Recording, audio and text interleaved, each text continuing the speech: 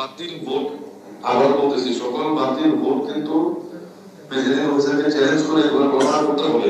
এগুলো কিন্তু খামখেয়ালি করলে হবে না। প্রার্থীকে নিয়ে কিন্তু সব জায়গায় দেওয়া সম্ভব না। একটা কেন্দ্রে আসছি নিয়ে সব জায়গায় দেওয়া সম্ভব না, বা তুমি আরো দুই একটা জায়গায় যেতে পারবে। কিন্তু আপনারা নিয়ে দেখতে বলে এজেন্টদের সাথে কথা বলে প্রেসিডেন্ট অফিসারকে বলেন, চ্যালেঞ্জ করেন যে ইরানি কর্মকর্তার সাথে কথা হয়েছে, সে বলছে এই ভোটগুলো কাউন্ট হবে, সাদা জায়গায় যে ভোটগুলো পড়ছে ধানের পক্ষে কাউন্ট হবে। ডেন্টিস্টের পরামর্শ নাও নতুন কোলগেট অ্যাক্টিভ সল্ট।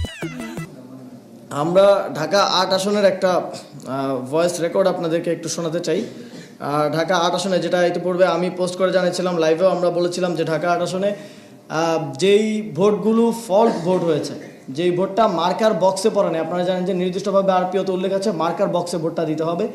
ভোটটা মার্কার নামের উপরে পড়লেও হবে না, কিংবা এর বাইরে পড়লেও হবে না। আমরা দেখেছি এর বাইরে খালি যে জায়গা আছে সেখানে সিল দেওয়া হয়েছে, সেই সিলকে ধানের শীষের পক্ষে করা হয়েছে, কাউন্ট করা হয়েছে। কাউন্ট করে সেটাকে বিবেচনায় নিয়ে ঢাকা ৮ আসনে এক ধরনের ফলাফল ঘোষণা করার চেষ্টা করা হচ্ছে। তো আমরা প্রথমে যখন রিটার্নিং কর্মকর্তার কাছ থেকে জানতে চাইলাম, তিনি বললেন যে তাকে ইসির সেক্রেটারি মৌখিকভাবে নির্দেশনা দিয়েছেন যে বক্সের বাইরের ভোটটাও ধানের শীষ বলে কাউন্ট করা যাবে। তো পরে আমরা ইসি সেক্রেটারির সাথে কথা বললাম, ইসি থেকে আমাদেরকে জানানো হলো যে তারা কোনো এ ধরনের নির্দেশনা দেন নাই, এটা প্রিজাইডিং অফিসার রিটার্নিং কর্মকর্তার সিদ্ধান্ত। তো তাহলে এই যে একজন থেকে আরেকজন এই যে বল পাস করার মতো চলছে, এটা স্পষ্টভাবে বোঝায় যে এখানে একটা ফলাফল ট্যাম্পারিং হচ্ছে। এবং আমরা এটার প্রমাণও পেয়েছি।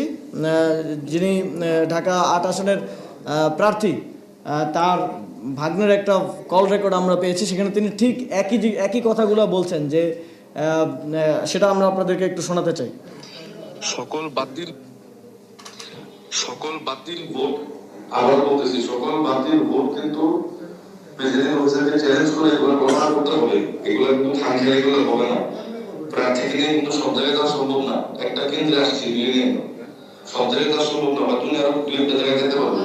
কিন্তু আপনারা নিয়ে দেখতে বলে এজেন্টদের সাথে কথা বলে প্রেসিডেন্ট অফিসারকে বলেন, চ্যালেঞ্জ করেন যে ইরানি কর্মকর্তার সাথে কথা হয়েছে, সে বলছে এই ভোটগুলো কাউন্ট হবে, সাদা জায়গায় যে ভোটগুলো পড়ছে ধানের পক্ষে কাউন্ট হবে। এগুলো জোর দিয়ে বলা লাগবে। জিনিসটা কিন্তু খামখেয়ালি করলে আমাদের সবার লস, আপনারও লস, আমারও লস। আমি আমাকে নিয়ে আসার চেষ্টা করতেছি কয়েকটা কেন্দ্রে, না পারলে প্লিজ আপনারা নিজ দেখতে কাজটা করবেন।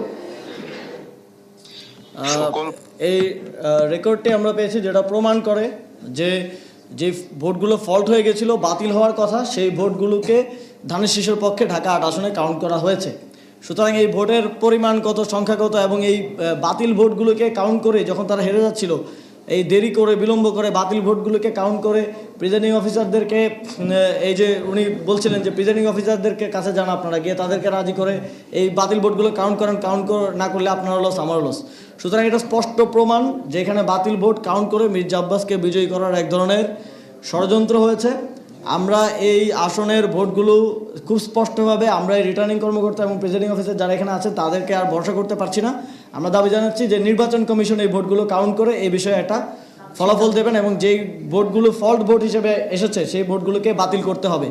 এই যে স্পষ্ট একটা ষড়যন্ত্র, প্রমাণিত ষড়যন্ত্রের মধ্য দিয়ে ঢাকা ৮ আসনের ফলাফল ট্যাম্পারিং করার যে চেষ্টা চলছে, সেটা আমরা কোনোভাবেই মেনে নেব না।